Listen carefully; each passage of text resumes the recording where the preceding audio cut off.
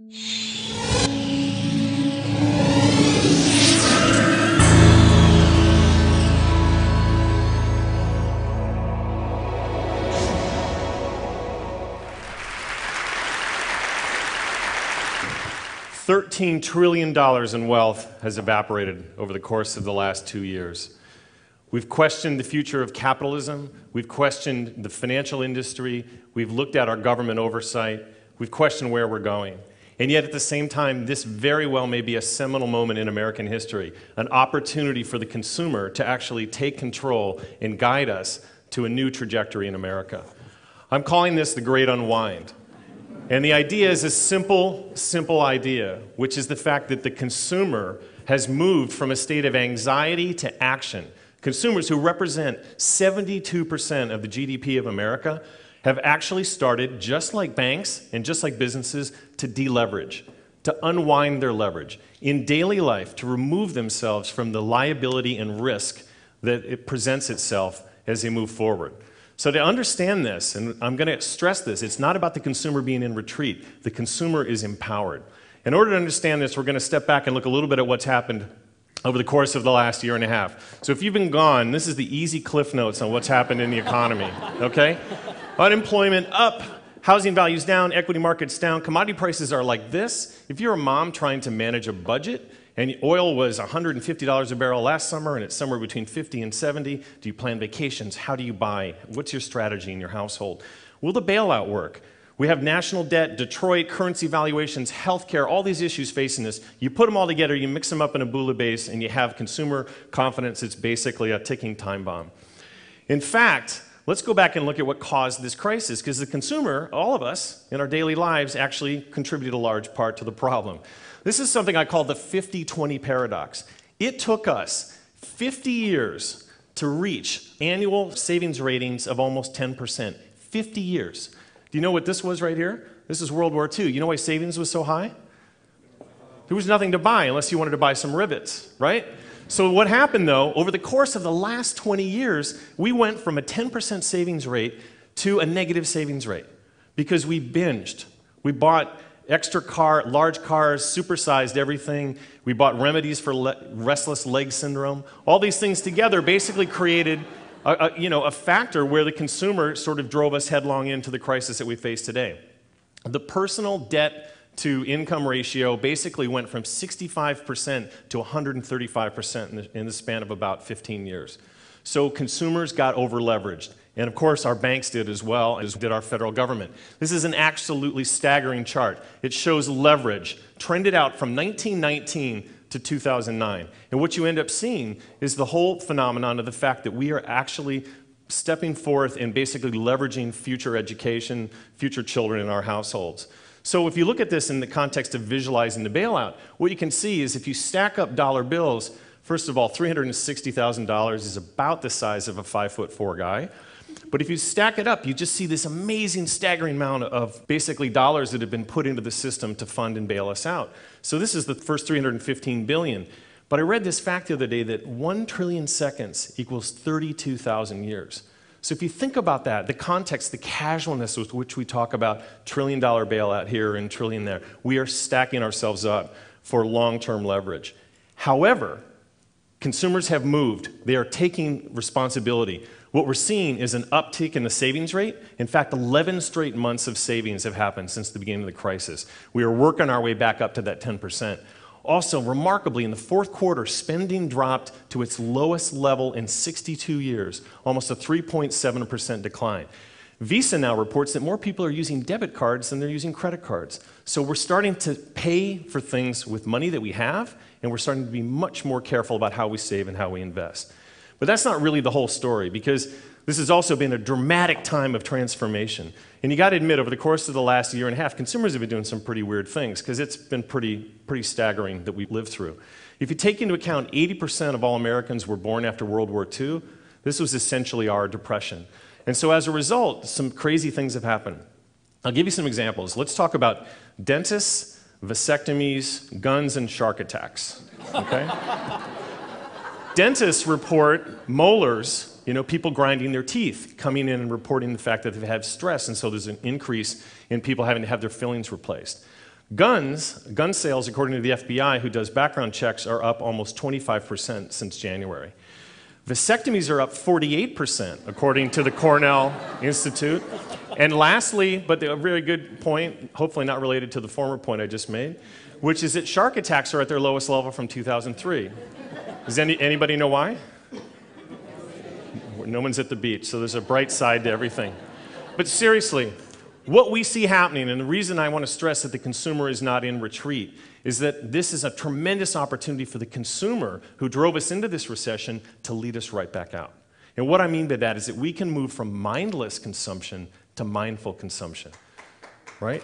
If you think about the last 3 decades, the consumer has moved from savvy about marketing in the 90s to gathering all these amazing social and search tools in this decade. But the one thing that's been holding them back is the ability to discriminate.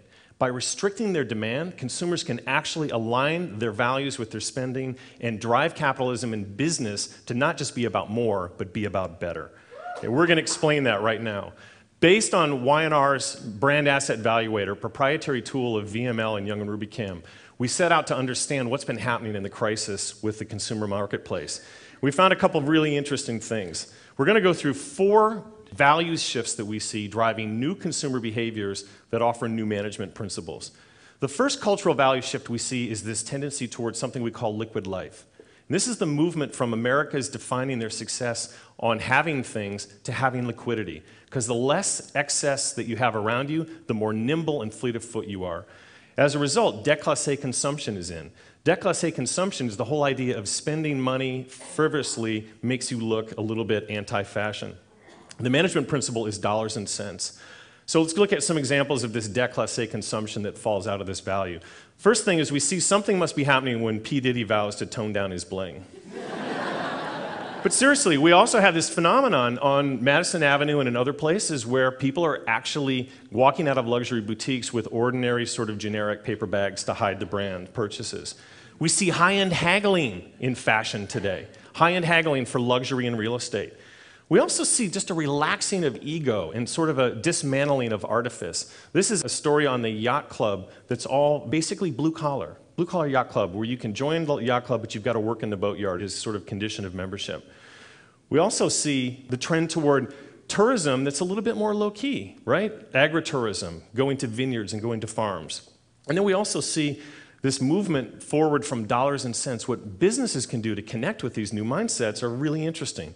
A couple things that are kind of cool. One is that Frito-Lay figured out this liquidity thing with their consumer. They found their consumer had more money at the beginning of the month, less at the end of the month. So what they did is they started to change their packaging. Larger packs at the beginning of the month, smaller packaging at the end of the month. Really interestingly, too, was San Francisco Giants. They've just instituted dynamic pricing.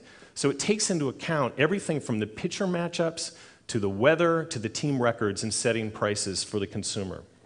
Another quick example of these types of movements are obviously the rise of Zynga. Zynga has risen on the consumer's desire to not want to be locked into fixed costs. Again, this theme is about variable costs, variable living, so micropayments have become huge. And lastly, some people are using Hulu actually as a device to get rid of their cable bill. So really clever ideas there that are kind of being taken a hold and marketers are starting to understand. The second of the 4 values is this movement toward ethics and fair play. We see that play itself out with empathy and respect. The consumer is demanding it. And as a result, businesses must provide not only value, but values. Increasingly, consumers are looking at the culture of the company, looking for their conduct in the marketplace. So what we see with empathy and respect, lots of really hopeful things that have come out of this recession. And I'll give you a few examples. One is the rise toward communities and neighborhoods, an increased emphasis on your neighbors as your support system. Also, a wonderful byproduct of sort of a really lousy thing, which has been unemployment, is a rise in volunteerism that's been noted in our country.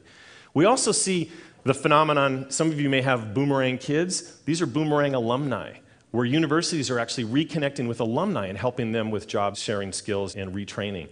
We also talked about character and professionalism. We had this Miracle on the Hudson in New York City, in January, and suddenly Sully has become a key name on Baby Center.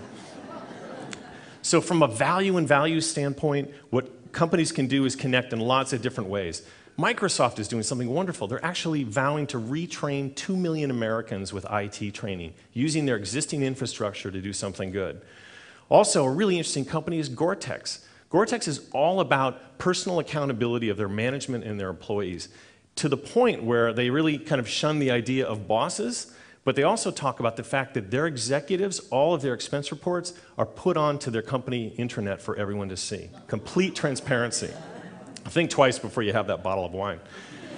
The third of the 4 laws of post-crisis consumerism is about durable living. We're seeing in our data that consumers are realizing this is a marathon, not a sprint. They're digging in and they're looking for ways to extract value out of every purchase that they make. Witness to the fact that Americans are holding onto their cars longer than ever before.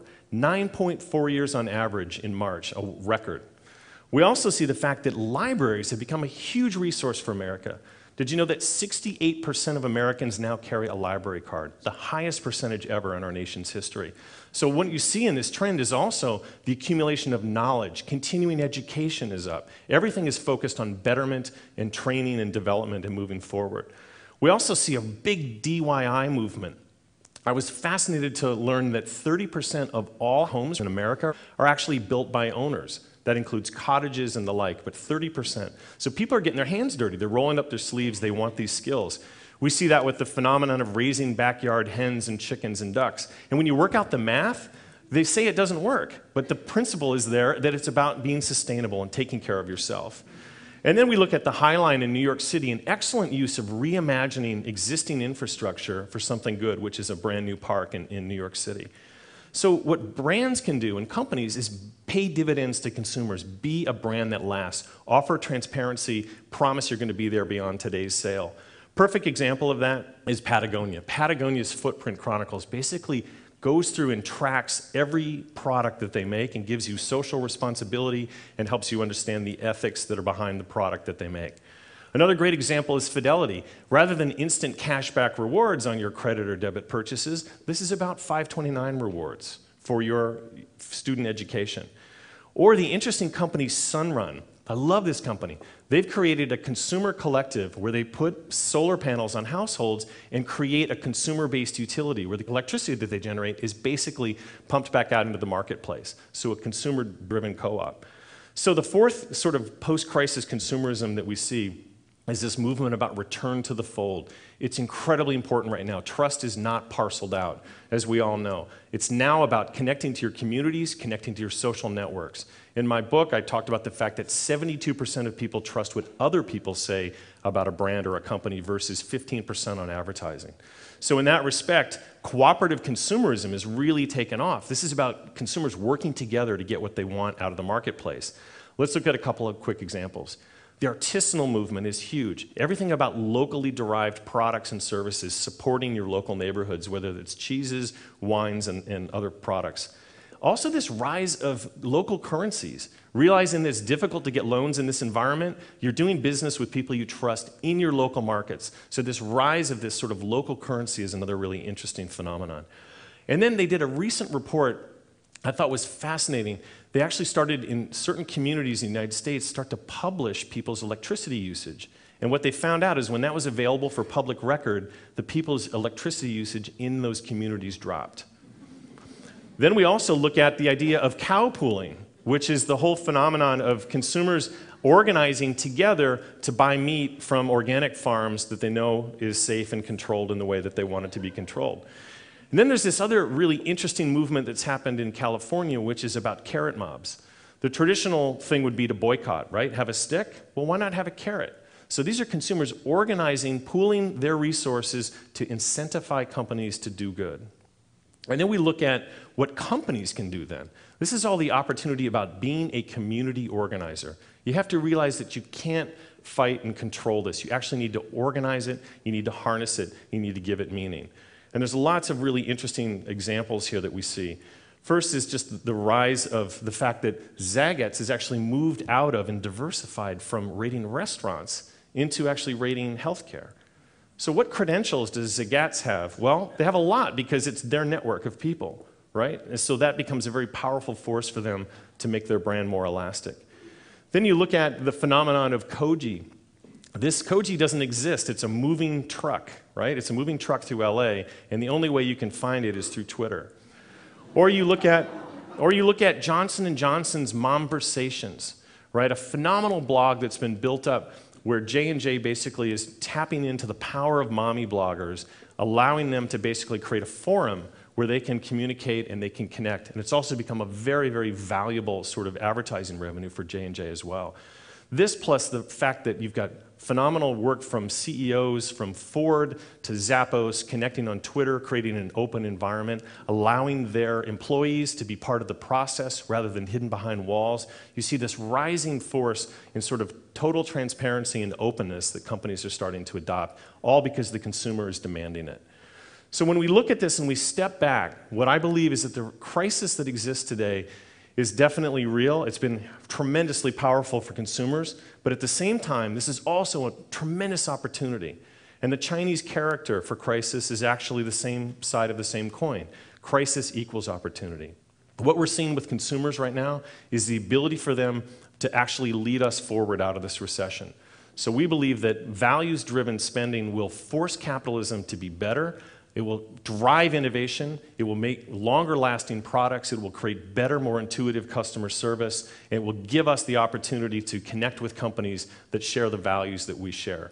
So when we look back and step out at this and see the beginning of these trends that we're seeing in our data, we see a very hopeful picture for the future of America. Thank you very much.